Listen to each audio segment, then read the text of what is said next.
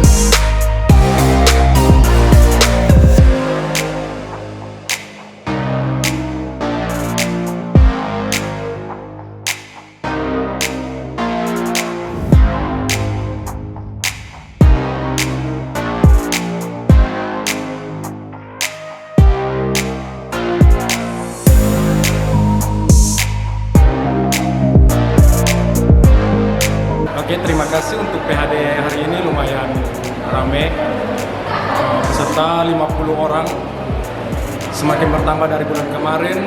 Semoga bulan depan dan bulan depannya semakin bertambah lagi.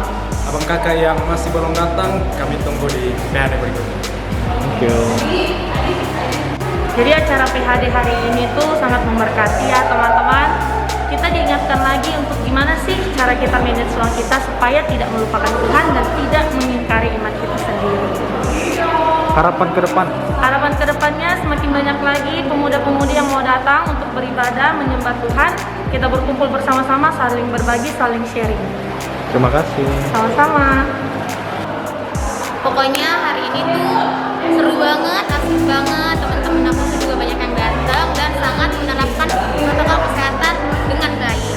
Dan harapannya untuk PHD ke depan yaitu semoga teman-teman aku sekalian bisa bergabung, kita bisa mengajak jiwa-jiwa baru untuk gabung di PHD kita bulan depan. See you.